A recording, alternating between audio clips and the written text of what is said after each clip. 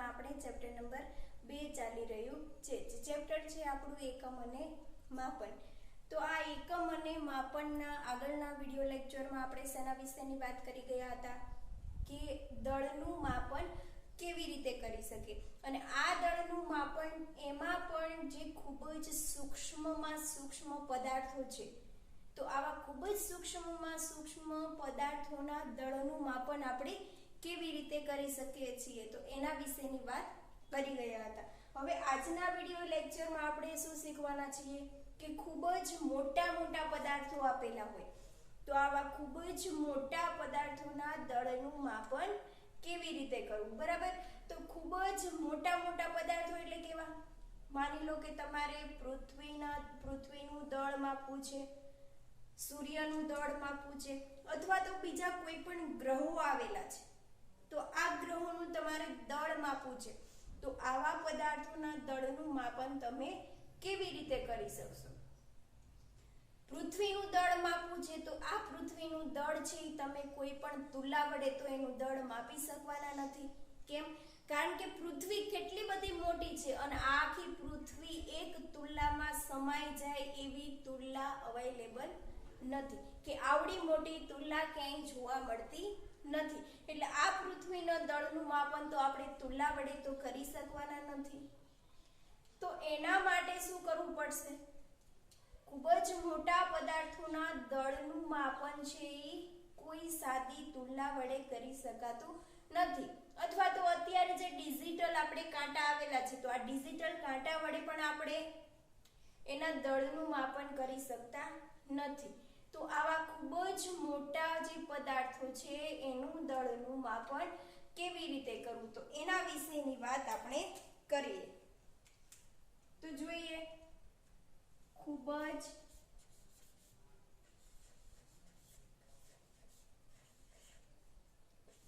મોટા દળનું માપન, કે જે પદાર્થ એવા છે કે જે બહુ જ વધારે દળ ધરાવે છે, બહુ જ મોટું દળ ધરાવે છે, તો આવા દળનું માપન કેવી રીતે કરીએ. બરાબર, તો ધોરણ 11 સાયન્સમાં આપણે ચેપ્ટર નંબર 8 જે ગુરુત્વાકર્ષણ ભણવાના છીએ, તો એ ગુરુત્વાકર્ષણ ચેપ્ટરમાં આના વિશેની વધારે ડિટેલમાં વાત આવશે કે ખૂબ જ મોટા પદાર્થના દળનું માપન કેવી રીતે કરવું. આ ઉપરાંત તમે ધોરણ 9માં પણ ગુરુત્વાકર્ષણ ચેપ્ટર ભણી ગયા છો, અને જ્યારે તમે આ ચેપ્ટર ગુરુત્વાકર્ષણનો અભ્યાસ કર્યો, તો આ ગુરુત્વાકર્ષણ ચેપ્ટરમાં તમે ગુરુત્વાકર્ષણનો સાર્વત્રિક નિયમ જોઈ ગયા છો. બરાબર, તો આ ગુરુત્વાકર્ષણના સાર્વત્રિક નિયમ પરથી આપણે શું કરવાનું છે? ખૂબ જ મોટા દળનું માપન કરવાનું છે. તો અત્યારે તમને કદાચ ગુરુત્વાકર્ષણનો સાર્વત્રિક નિયમ જે ધોરણ 9માં તમે અભ્યાસ કરી ગયા છો, તે કદાચ તમને અત્યારે યાદ નહીં પણ હોય. બરાબર, તો અત્યારે આપણે જોઈ લઈએ કે ગુરુત્વાકર્ષણનો સાર્વત્રિક નિયમ શું કહેવા માંગે છે. ગુરુત્વાકર્ષણનો સાર્વત્રિક નિયમ.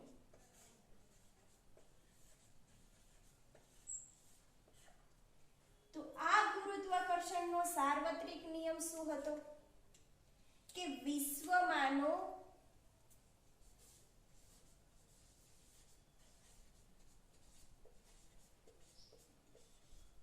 દરેક પદાર્થ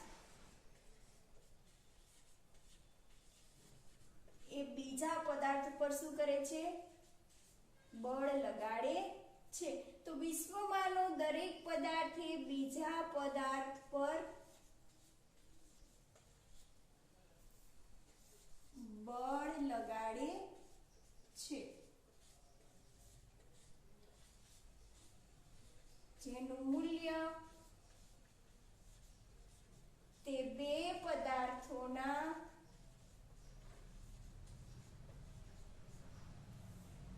દળના ગુણાકારના સમપ્રમાણમાં અને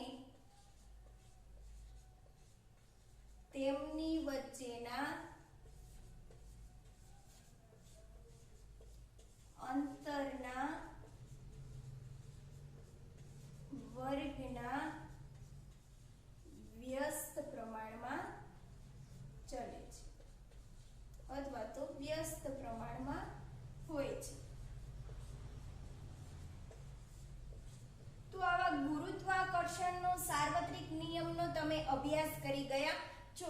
તો શું કીધું? ગુરુત્વાકર્ષણનો સાર્વત્રિક નિયમ શું કહેવા માંગે છે કે વિશ્વમાંનો દરેક પદાર્થ એ બીજા પદાર્થ ઉપર શું કરે છે? બળ લગાડે છે. એટલે કે કોઈ પણ બે પદાર્થો હોય છે તો એ બે પદાર્થો શું કરતા હોય છે? એકબીજા ઉપર કંઈક ને કંઈક બળ લગાડતા હોય છે. માની લો કે આ શું છે? બે પદાર્થ. તો આ બે પદાર્થો તમને આપેલા છે અને આ બંને પદાર્થો છે એ એકબીજા ઉપર શું કરતા હોય છે?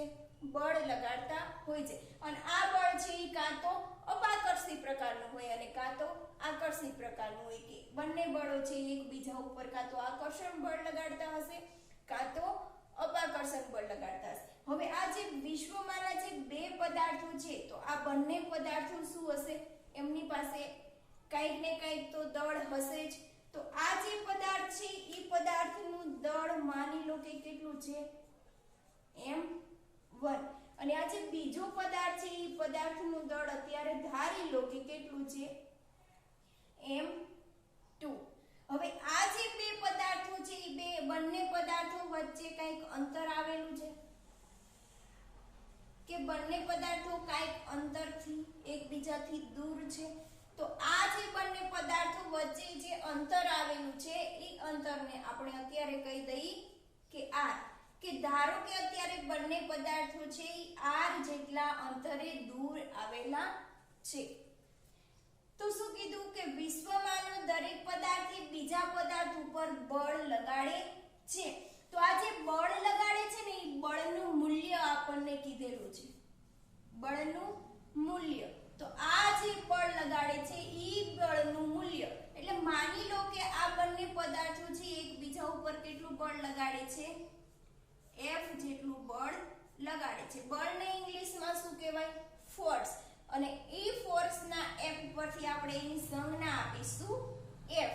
તો આ આપણે બળનું મૂલ્ય છે એ બળનું મૂલ્ય તે બે પદાર્થોના દળના ગુણાકારના સમપ્રમાણ.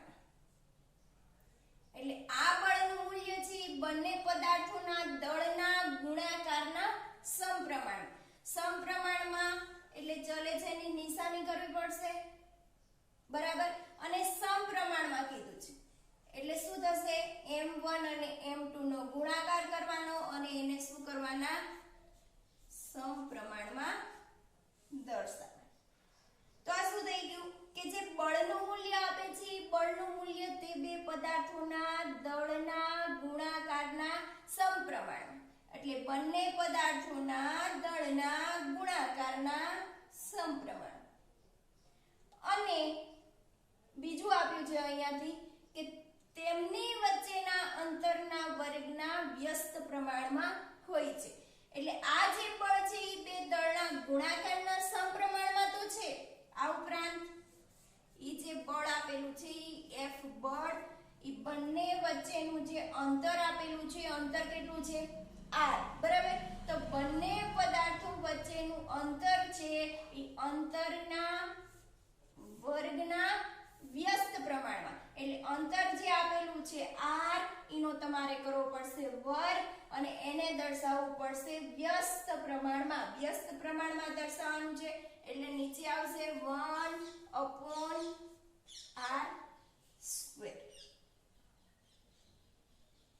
થઈ ગયો આખો નિયમ કે વિશ્વમાંનો દરેક પદાર્થ એ બીજા પદાર્થ ઉપર બળ લગાડે છે અને આ બળનું મૂલ્ય છે તે બે પદાર્થોના દળના ગુણાકારના સમપ્રમાણમાં અને તેમની વચ્ચેનું જે અંતર r આવેલું છે એ અંતર r ના વર્ગના શું છે? વ્યસ્ત પ્રમાણ. જેને શું કહેવાય છે? ગુરુત્વાકર્ષણનો સાર્વત્રિક નિયમ. તો આ સમીકરણ નંબર 1 છે અને આ સમીકરણ નંબર 2 છે. હવે સમીકરણમાં બંને બાજુએ બળ કેવું છે? સરખું છે. તો હવે સમીકરણ 1 અને સમીકરણ 2 ને સમીકરણ 1 અને સમીકરણ નંબર 2 બંને બાજુએ બળ સરખું હોવાથી F ચલે છે m1 m2 r². આવી રીતે લખી શકાય, બરાબર. તો આ જે તમને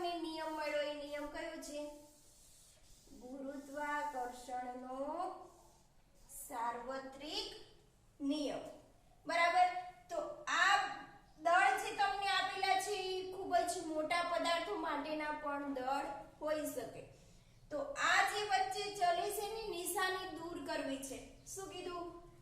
F ચલે છે m1 m2 upon r2. આવું તમને આપેલું છે. હવે આ વચ્ચેથી જે ચલે છે એની નિશાની તમારે શું કરવી છે? દૂર કરવી છે. તો વચ્ચેથી ચલેલી નિશાની દૂર કરવા માટે તમારે શું કરવું પડશે? કોઈ પણ અચળાંક ઉમેરવો પડશે. તો અહીંયા આપણે જે અચળાંક ઉમેરવાનો છે એ કયો ઉમેરવાનો છે? ગુરુત્વાકર્ષણનો સાર્વત્રિક અચળાંક. તો અહીંયા ગુરુત્વાકર્ષણનો સાર્વત્રિક અચળાંક આપણે મૂકીશું g. જ્યારે તમે ચેપ્ટર 8 માં ગુરુત્વાકર્ષણનો અભ્યાસ કરશો, ચેપ્ટર 8 નો અભ્યાસ કરશો, ત્યારે આ ગુરુત્વાકર્ષણનો અચળાંક તમને કેવી રીતે મળે છે, ગુરુત્વાકર્ષણ g નું મૂલ્ય તમને કેટલું મળે છે, એની સંપૂર્ણપણે તમને ડિટેલમાં માહિતી આપેલી છે. જ્યારે તમે એનો અભ્યાસ કરશો ત્યારે તમને બધી જ માહિતી મળશે. F બરાબર ચલે છે એની નિશાની દૂર કરશું એટલે g છે એ તમને શું મળ્યો? ગુરુત્વાકર્ષણનો સાર્વત્રિક અચળાંક g m1 m2 upon r². અને આ g છે એ શું છે? ગુરુત્વાકર્ષણનો સાર્વત્રિક અચળાંક.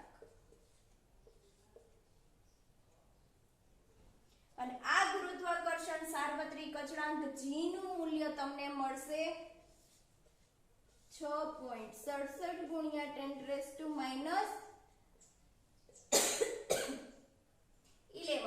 નો એકમ શું થશે? g નો એકમ તમારે મેળવવાનો હોય તો શું કરશો? f બળનો એકમ ન્યૂટન, r આ બાજુ ઈ જશે, r છે એ અંતર છે, અંતર શેમાં મપાય? મીટરમાં. બરાબર. તો અહીંયા r નો સ્ક્વેર આપેલો છે તો અહીંયા શું થશે? Metre square.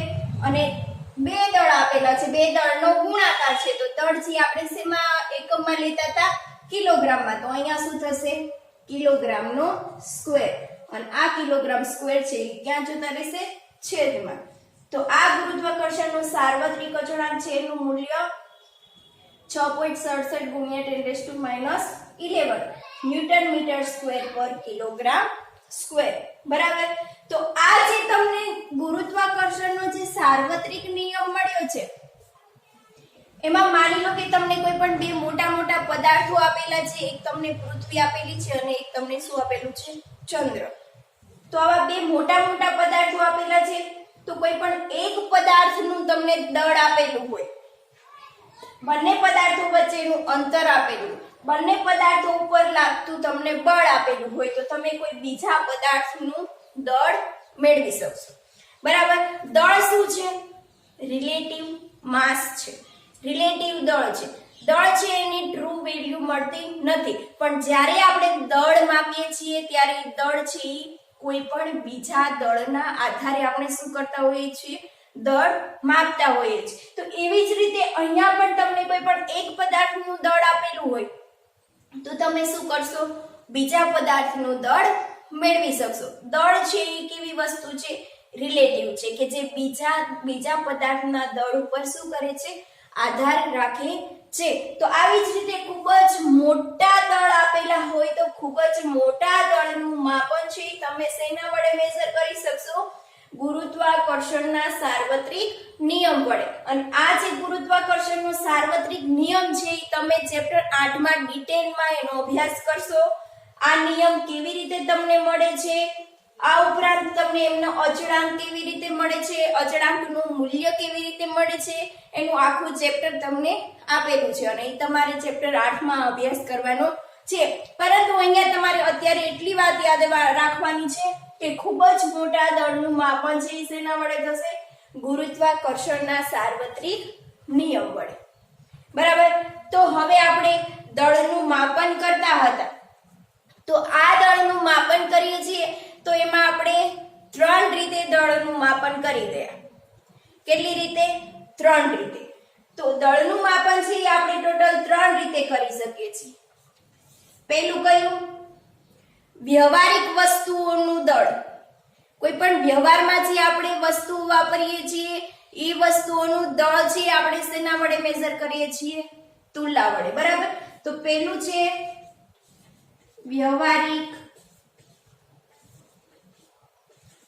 વસ્તુઓનું દળ.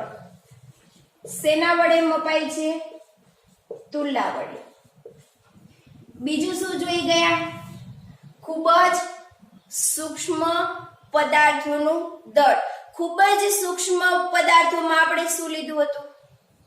ન્યુક્લિયસ. બરાબર? પરમાણુ, અણુઓ. તો આવા અણુઓ અને પરમાણુઓ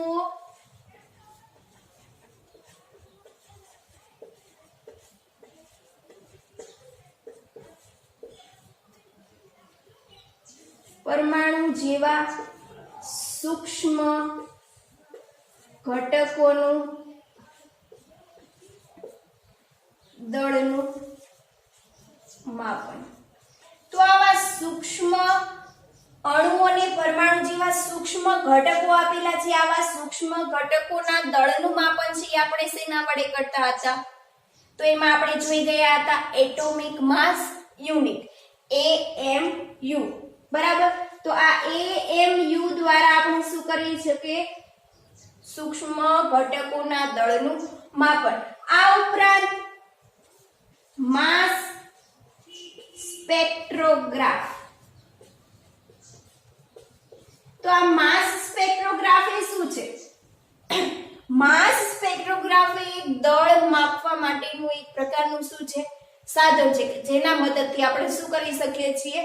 દળ માપી શકીએ છીએ. અને આ દળ છે એ આપણને શેમાં જોવા મળે છે? આમ ગ્રાફ સ્વરૂપે જોવા મળે છે કે દળનો આપણને ગ્રાફ મળતો હોય છે કે એ સાધનની મદદથી આવા સૂક્ષ્મ ઘટકોનું આપણે દળ માપી શકીએ છીએ. બરાબર? એના પછી ત્રીજું ખૂબ જ મોટા પદાર્થોનું દળનું માપન. તો એના પછી જોઈ ગયા ખૂબ જ મોટા દળનું માપન. તો આ ખૂબ જ મોટા દળનું માપન છે ગુરુત્વાકર્ષણના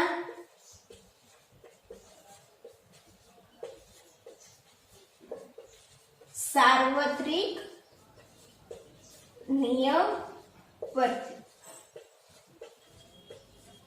તો આવી રીતે આપણે 3 રીતે આપણે કોઈ પણ પદાર્થનો કોઈ પણ વસ્તુઓનું 3 રીતે આપણે એના દળનું માપન કરી શકીએ છીએ. વ્યવહારિક વસ્તુ હોય તો તુલા વડે, ખૂબ જ સૂક્ષ્મ હોય તો એટોમિક માસ યુનિટ અથવા તો માસ સ્પેક્ટ્રોગ્રાફ વડે, અને ખૂબ જ મોટા દળનું માપન કરવું હોય તો ગુરુત્વાકર્ષણના સાર્વત્રિક નિયમ પરથી. તો હવે તમને ખ્યાલ આવી ગયો હશે કે આપણે કોઈ પણ પદાર્થ આપણી પાસે આપેલો છે તો આ પદાર્થના દળનું માપન આપણે કેવી રીતે કરી શકીએ છીએ. બરાબર? હવે આ દળ વિશેની તો તમને સંપૂર્ણ માહિતી મળી ગઈ છે કે દળનું માપન આપણે કેવી રીતે કરી શકીએ છીએ. હવે અહીંયા હું તમને 2 ક્વેશ્ચન કરું કે હું તમને એવું કહું કે તમારું દળ કેટલું. પહેલો ક્વેશ્ચન છે તમારા માટે, હું તમને એવો ક્વેશ્ચન કરીશ કે તમારું દળ કેટલું, અને એના પછી હું તમને બીજો ક્વેશ્ચન એવો કરીશ કે તમારું વજન કેટલું. પહેલો ક્વેશ્ચન કયો હતો? પહેલો ક્વેશ્ચન એ છે કે તમારું દળ કેટલું, અને બીજો ક્વેશ્ચન એ છે કે તમારું વજન કેટલું. અહીંયા જો બંનેમાં ડિફરન્ટ તમને કન્ફ્યુઝન પોઈન્ટ છે. કેવી રીતે? અત્યાર સુધી તમે જે પણ કાંઈ વસ્તુઓ સ્ટોર પર લેવા જાઓ છો, બરાબર, જે પણ કાંઈ વસ્તુઓ તમે સ્ટોર પરથી લીધી છે, વસ્તુ તમે સ્ટોર વાળા પાસેથી માંગો છો, તો તમે એ વસ્તુઓનું વજન કેટલું થયું તમે સ્ટોર વાળાને પૂછશો તો તમે તરત એમ કહેશો કે તમે જે મને વસ્તુ આપી છે એનું વજન કેટલું થયું. બરાબર? અને આપણે તો સ્ટોર વાળો છે એ આપણને શું કરશે? ડિજિટલ કાંટા વડે આપણને વજન કરીને આપે છે, બરાબર? તો અત્યારે જે આપણે કાંટા વડે સાદી તુલના વડે જે પણ કાંઈ પદાર્થ માપીએ છીએ તો એ પદાર્થનું આપણને શું મળે છે? દળ મળે છે, બરાબર? અને આપણે તો એમ કહીએ છીએ કે વજન કેટલું. તો શા માટે એવું થતું હશે? એનું મળે છે તો દળ, અને વજન શા માટે આપણે કહેતા હશું? હવે મેં તમને બે ક્વેશ્ચન કર્યા કે તમારું દળ કેટલું અને બીજો ક્વેશ્ચન કર્યો કે તમારું વજન કેટલું. તો તમે એવું કહેશો કે દળની તો ખબર નથી કે દળ કેટલું છે, પરંતુ મારું વજન 50 કિલોગ્રામ છે. હવે આટલી તમને ખબર છે કે મારું વજન 50 કિલોગ્રામ છે, પરંતુ મારું દળ કેટલું છે એ મને ખબર નથી. તો અહીંયા તમને વજન ખબર છે કે તમારું વજન 50 કિલોગ્રામ છે. તો આ કિલોગ્રામ શું છે? કિલોગ્રામ શેનો એકમ છે? કિલોગ્રામ તો દળનો એકમ છે. તો તમે વજન શા માટે કહો છો? તો આ 50 કિલોગ્રામ છે એ શું છે? તમારું દળ છે. હકીકતમાં 50 કિલોગ્રામ તમારું વજન હોતું નથી. જે તમે કહો છો 50 કિલોગ્રામ, એ 50 કિલોગ્રામ છે એ તમારું શું હોય છે? દળ હોય છે. તો આવા દળ અને વજન વચ્ચેનો તફાવત તમને ખબર હોવો જોઈએ કે દળ એટલે શું અને વજન એટલે શું. તો હવે આપણે વાત કરીએ કે દળ અને વજન બંને વચ્ચે તફાવત શું છે. જોઈએ આપણે દળ અને વજન વચ્ચેનો તફાવત શું છે. તો આ દળ અને વજન વચ્ચેના તફાવત વિશેની માહિતી મેળવી લઈએ, બરાબર?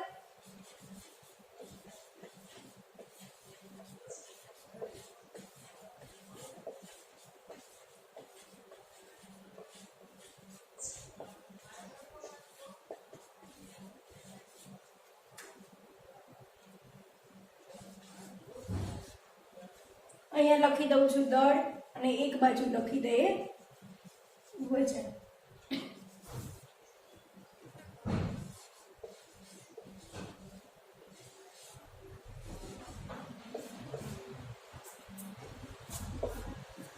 તો જોઈએ દળ અને વજન બંનેમાં તફાવત શું જોવા મળે છે. તો એક એક પોઈન્ટ આપણે કવર કરતા જઈએ. તો સૌથી પહેલા તો દળની વ્યાખ્યા શું? દળની વ્યાખ્યા શું? તો દળ એટલે શું? કે પદાર્થમાં રહેલા દ્રવ્યના જથ્થાને દળ કહે છે. કે કોઈ પણ વસ્તુ છે એ કંઈક ને કંઈક સામગ્રીમાંથી બનેલી હોય છે, બરાબર? અને જે સામગ્રીમાંથી બનેલી હોય એને શું કહેવામાં આવે છે? દ્રવ્ય કહેવામાં આવે છે. અને આ દ્રવ્ય છે એ શું હોય? જથ્થા સ્વરૂપે જોવા મળતું હોય. આ પેન છે એ કંઈક ને કંઈક દ્રવ્યની બનેલી છે, અને આ દ્રવ્ય છે એ બધું દ્રવ્ય છે એ શેમાં હોય? જથ્થા સ્વરૂપે જોવા મળતું હોય. તો આ જે દ્રવ્યનો જથ્થો હોય છે એને શું કહેવામાં આવે છે? દળ. તો દળની વ્યાખ્યા સમજાઈ ગઈ હશે કે પદાર્થમાં રહેલા દ્રવ્યના જથ્થાને શું કહે છે? દળ. તો સામે વજનની વ્યાખ્યા. વજનની વ્યાખ્યામાં શું કહે છે? પદાર્થ પર લાગતા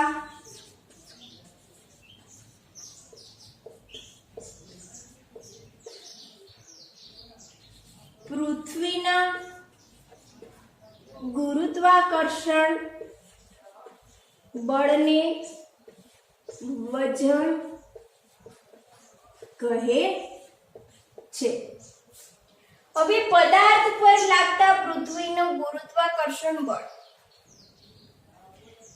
પદાર્થ ઉપર આપણને બધાને ખબર છે કે કોઈ પણ વસ્તુ હોય છે, આ વસ્તુ ઉપર પૃથ્વીનું શું લાગતું હોય છે? ગુરુત્વાકર્ષણ બળ. અને આ ગુરુત્વાકર્ષણ બળના કારણે જ પૃથ્વી ઉપર દરેક વસ્તુઓ ટકી શકે છે. કોઈ પણ વસ્તુને તમે ઉપરની બાજુએ ઉછાળો છો તો એ વસ્તુ ક્યાં આવે છે? નીચેની બાજુએ જ પાછી આવે છે. કેમ? કારણ કે એ વસ્તુ ઉપર શું લાગતું હોય છે? પૃથ્વીનું ગુરુત્વાકર્ષણ બળ, બરાબર. તો ન્યૂટનની ગતિનો બીજો નિયમ, ન્યૂટનની ગતિનો બીજો નિયમ શું છે? ન્યૂટનની ગતિનો બીજો નિયમ, ન્યૂટનની ગતિનો બીજો નિયમ. ન્યૂટન વિશેની વાત તમે સાંભળી ગયા છો કે જ્યારે ન્યૂટન છે એ સફરજનના ઝાડ નીચે બેઠા હતા. સફરજન છે ઉપરની બાજુએથી નીચે આવ્યું અને એના ઉપરથી એમને નિયમ ડિરાઈવ કર્યો હતો. જે નિયમ શું હતો? F બરાબર m a. એ શું છે? પ્રવેગ, બરાબર. અત્યારે આપણે F બરાબર શું લેવાનું છે? mg. mg કેમ લેવાનું છે? g છે એ શું છે? ગુરુત્વ પ્રવેગ. અને આ ગુરુત્વ પ્રવેગ g નું મૂલ્ય 9.8 મીટર પર સેકન્ડ સ્ક્વેર, જે હંમેશા કેવું જોવા મળે છે? અચળ જોવા મળે છે. કે કોઈ પણ દળ ધરાવતો જે પદાર્થ છે એ દળ ધરાવતા પદાર્થ ઉપર કાઈક ને કાઈક ગુરુત્વાકર્ષણ બળ લાગતું હોય છે અને આ ગુરુત્વાકર્ષણ બળના કારણે જે દળ ધરાવતો પદાર્થ છે એ શું કરે છે? પૃથ્વી તરફ આકર્ષાય છે અને એના ઉપર શું લાગે છે? કાઈક ને કાઈક બળ લાગે છે, બરાબર.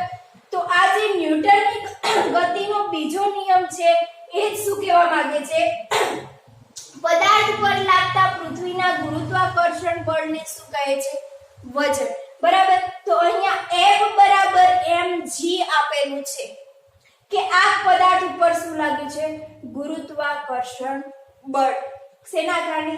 પૃથ્વીના ગુરુત્વાકર્ષણ બળના કારણે. તો આ જે તમને બળ મળે છે એ બળ જ તમારું શું છે? વજન. તો આ જે F બરાબર mg છે એની જગ્યાએ તમે શું લખી શકો? F બરાબર mg છે તો આ F છે એ જ તમારો શું છે? વજન. વજન એટલે W. તો W બરાબર તમે શું લખી શકો? mg, બરાબર. દળ છે એ દ્રવ્યનો જથ્થો દર્શાવે છે, જ્યારે વજન છે એ શું દર્શાવે છે? કોઈ પણ દળનું માપ. દળનું માપ કેવી રીતે દર્શાવે છે એ હમણે આપણે વાત કરીએ, બરાબર. બીજો પોઈન્ટ લઈએ. દળનું એકમ શું છે? દળના એકમ વિશેની વાત કરીએ તો દળનો એકમ થશે કિલોગ્રામ, જ્યારે વજનનો એકમ થશે ન્યૂટન. કેમ ન્યૂટન? વજન છે એ એક પ્રકારનું શું છે? ગુરુત્વાકર્ષણ બળ, અને બળનો એકમ શું આપેલો છે? ન્યૂટન. એટલે વજન છે એ એક પ્રકારનું ગુરુત્વાકર્ષણ બળ જ છે, તો બળનો એકમ ન્યૂટન હોવાથી વજનનો એકમ પણ શું થશે? ન્યૂટન, બરાબર. હવે ત્રીજો પોઈન્ટ લઈ લઈએ. દળને કઈ સંજ્ઞા વડે દર્શાવીશું? m વડે. કેમ m વડે? દળને ઇંગ્લિશમાં કહેવાય માસ, અને માસના ફર્સ્ટ લેટર ઉપરથી આપણે m લઈ લઈશું, બરાબર. વજનને શેના વડે સંજ્ઞા વડે દર્શાવીશું? w વડે. કેમ w વડે? કારણ કે વજનને ઇંગ્લિશમાં કહેવાય વેઇટ, અને વેઇટ નો ફર્સ્ટ લેટર આપણે લઈ લઈશું w, બરાબર. તો આ વજનને આપણે શેના વડે દર્શાવીશું? w વડે. હવે ચોથો પોઈન્ટ છે દળ છે એ કેવી રાશિ છે? અદિશ રાશિ છે. કેમ અદિશ રાશિ છે? અદિશ રાશિ એટલે શું? અને વજન છે એ સામે લખી દઈએ આપણે. વજન છે એ કેવી રાશિ છે? સદિશ રાશિ છે. હવે આ સદિશ અને અદિશમાં કાઈ ખબર ના પડે તો આના પછીના તમે જે ચેપ્ટર ભણશો એમાં તમારે અદિશ અને સદિશ વિશેની સંપૂર્ણ વાત આવશે, પરંતુ અત્યારે હું તમને ટૂંકમાં કહી દઉં. અદિશ એટલે કે એવી રાશિ કે જેનું ફક્ત મૂલ્ય હોય, દિશા ના હોય.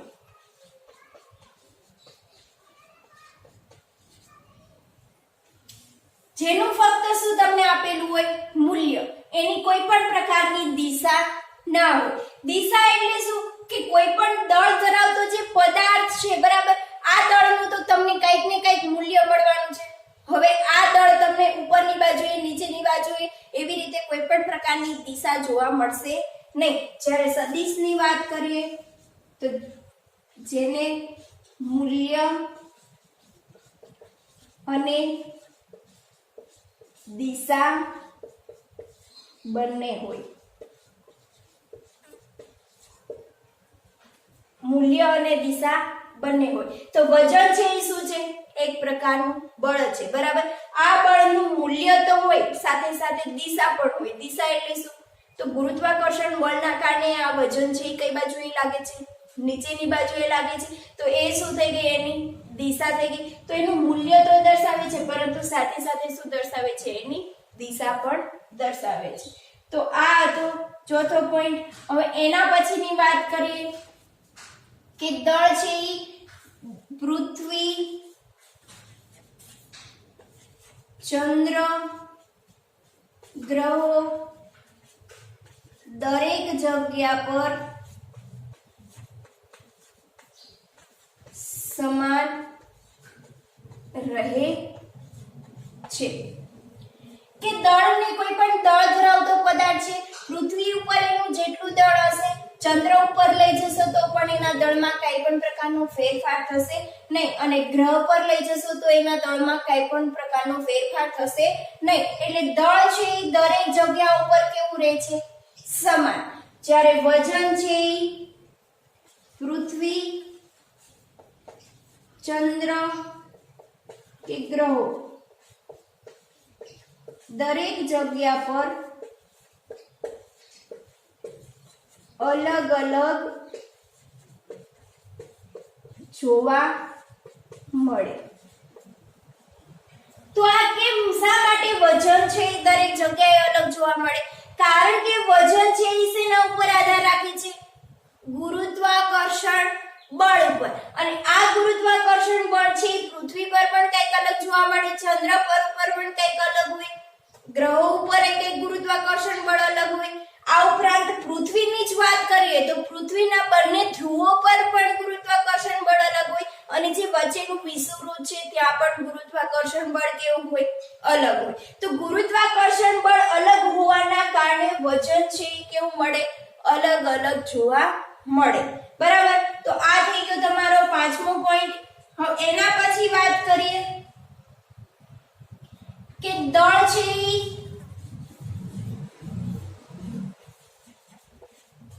દ્રવ્યના જથ્થા પર આધાર રાખે છે,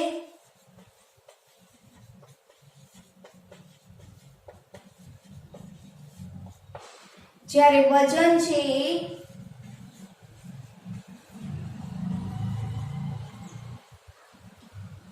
દળના મૂલ્ય પર આધાર રાખે છે.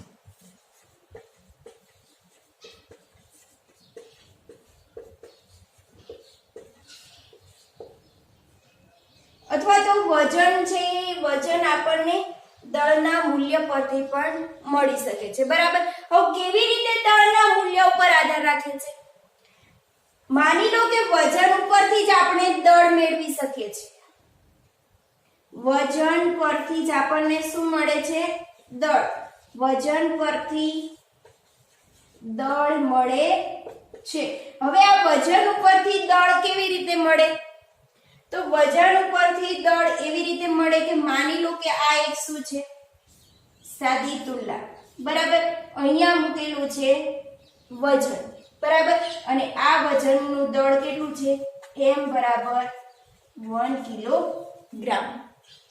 હવે બીજી બાજુનું જે પલ્લું આપેલું છે એમાં તમે શું મૂકેલી છે? વસ્તુ.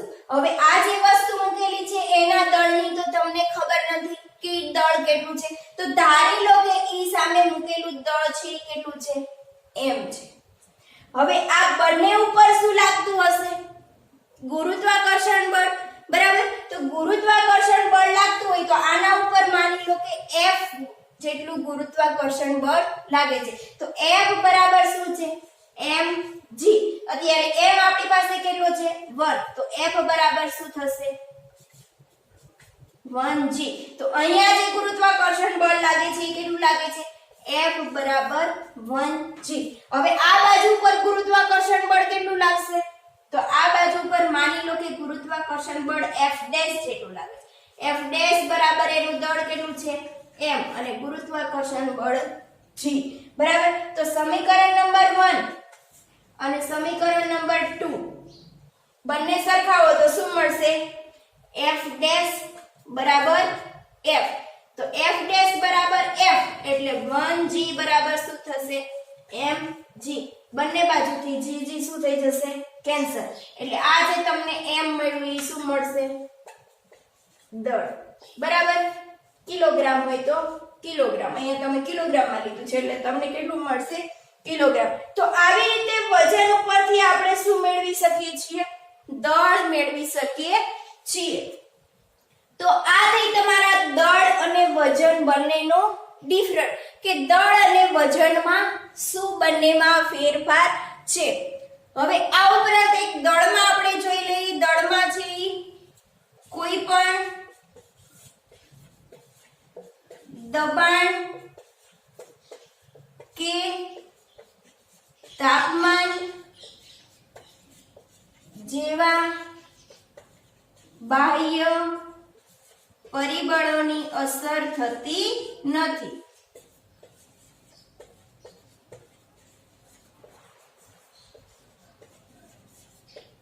કે કોઈ પણ દબાણમાં કોઈ પણ આવી જાય અથવા તો એનું તાપમાન વધી જાય તો પણ એનું દળ છે એ કેવું રહેશે અચળ જ રહે છે બરાબર એના દળમાં કોઈ પણ પ્રકારનો ફેરફાર થતો નથી દબાણ એના ઉપર લાગે વધારે કે એના ઉપર તાપમાન લાગે દળ કેટલું રહે એઝ ઇટ ઇઝ જેટલું હોય એટલું જોવા મળે એના દળમાં કોઈ પણ પ્રકારનો ફેરફાર થાય નહીં તો આ દળ અને વજન બંનેના તફાવત વિશેની વાત હતી હવે જ્યારે તમે તમારું વજન કરો છો વજન કાંટા ઉપર તમે ઊભેલા છો બરાબર અને તમે તમારું શું કરો છો વજન કરો છો પરંતુ આ વજન તમને કેટલું બતાવે છે માની લો કે તમે વજન કાંટા ઉપર વજન કરો છો ત્યારે તમારું વજન તમને બતાવે છે 70 કિલોગ્રામ કેટલું બતાવે છે 70 કિલોગ્રામ પરંતુ આ તમારું વજન હોતું નથી પરંતુ એ શું હોય છે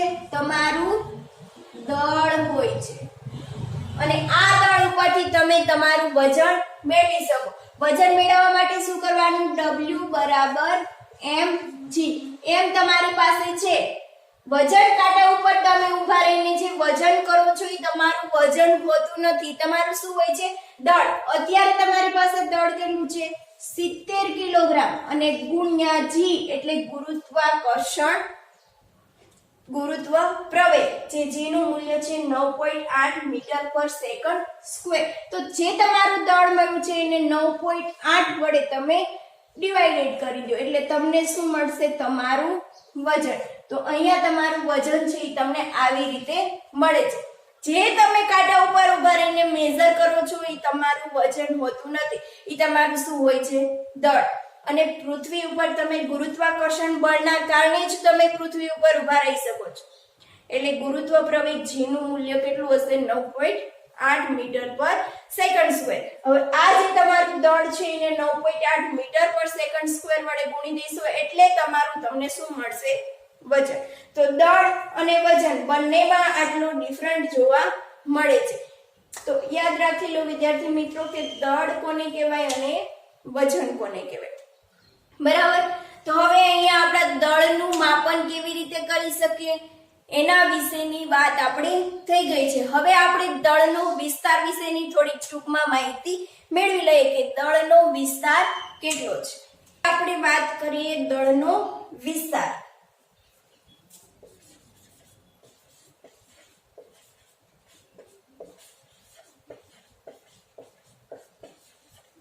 જેવી રીતે આપણે લંબાઈના વિસ્તાર વિશેની વાત કરી હતી એવી જ રીતે આપણે શું કરવાનું છે દળના વિસ્તાર વિશેની વાત કરવાની છે વિસ્તાર એટલે શું ખૂબ જ સૂક્ષ્મમાં સૂક્ષ્મ દળથી લઈને ખૂબ જ મોટામાં મોટું દળ, જેને શું કહેશું? વિસ્તાર. બરાબર. તો અહીંયા આપણે દળના વિસ્તારની વાત થઈ છે, તો ખૂબ જ સૂક્ષ્મ દળથી લઈને ખૂબ જ મોટું દળ, જેને શું કહીશું? દળનો વિસ્તાર. તો ખૂબ જ સૂક્ષ્મ દળ, તો ખૂબ જ સૂક્ષ્મમાં સૂક્ષ્મ વસ્તુ આપણે કઈ લીધી હતી? પરમાણુ. હવે એનાથી પણ સૂક્ષ્મ તમને શું જોવા મળે છે? ન્યુક્લિયસ. અને આ ન્યુક્લિયસ ની અંદર શું આવેલું હોય છે? ઇલેક્ટ્રોન, પ્રોટોન અને ન્યુટ્રોન. બરાબર. તો આ ઇલેક્ટ્રોન અને પ્રોટોન પણ શું ધરાવતા હોય છે? કાંઈક ને કાંઈક દળ એમની પાસે જોવા મળે છે. તો આ ઇલેક્ટ્રોન અને પ્રોટોન છે, પ્રોટોન પાસે પોઝિટિવ ચાર્જ છે, ઇલેક્ટ્રોન પાસે કેવો છે? નેગેટિવ ચાર્જ છે. બરાબર. તો આ જે પ્રોટોન છે એ પ્રોટોનનું દળ કેવું હોય છે? વધારે હોય છે, જ્યારે ઇલેક્ટ્રોનનું દળ કેવું હોય છે? ઓછું હોય છે. તો આ ઇલેક્ટ્રોનનું દળ છે એ સૌથી ઓછું આપણને જોવા મળે છે. તો આ ઇલેક્ટ્રોનનું દળ કેટલું હશે? તો ઇલેક્ટ્રોનના દળને આપણે me વડે દર્શાવી દઈએ. m છે એ દળ અને સ્મોલ e એટલે ઇલેક્ટ્રોનનું દળ. તો આ ઇલેક્ટ્રોનનું દળ આપણને મળે છે 9.1 ગુણ્યા 10⁻³ કિલોગ્રામ. અહીંયા 9.1 છે, તો નિયર ઇક્વલ ટુ શું લખી શકીશ? 10 ગુણ્યા 10⁻³ કિલોગ્રામ. અહીંયા 10 ની 1 ઘાત છે એટલે અહીંયા શું થશે? 1 ઘટી જશે, 10⁻³ કિલોગ્રામ. તો સૌથી સૂક્ષ્મમાં સૂક્ષ્મ ઇલેક્ટ્રોનનું દળ છે અને ઈ દળ આપણને મળે છે 10⁻³ થી લઈને 10⁻³ કિલોગ્રામ. બરાબર. હવે ખૂબ જ સૂક્ષ્મ દળથી લઈને શેની વાત કરવાની છે? ખૂબ જ મોટું દળ.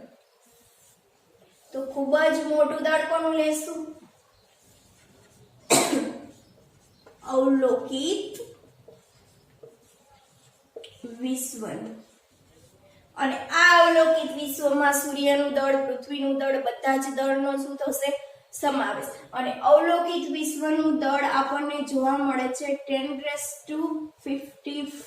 કિલોગ્રામ, જે સૌથી મોટામાં મોટું દળ છે. બરાબર. તો દળનો વિસ્તાર ક્યાંથી ક્યાં સુધી આવેલો છે? 10⁻13 કિલોગ્રામ થી લઈ 10⁵ કિલોગ્રામ, જે આપણને મળે છે દળનો વિસ્તાર. 10⁻30 કિલોગ્રામ થી 10⁵ કિલોગ્રામ, જે શું છે? દળનો વિસ્તાર. હવે આ જે આપણને દળનો વિસ્તાર મળેલો છે એ દળના વિસ્તારનો આપણે લઈએ ગુણોત્તર. તો દળના વિસ્તારનો ગુણોત્તર લઈએ તો સૌથી મોટામાં મોટું દળ કેટલું છે? 10⁵ અને છેદમાં શું થશે? 10⁻³ કિલોગ્રામ. તો આ 10⁻³ છે એ શું થશે? ઉપરની બાજુ જશે એટલે પ્લસ થઈ જશે. તો આ આપણને ગુણોત્તર કેટલો મળશે? 10⁻85 કિલોગ્રામ.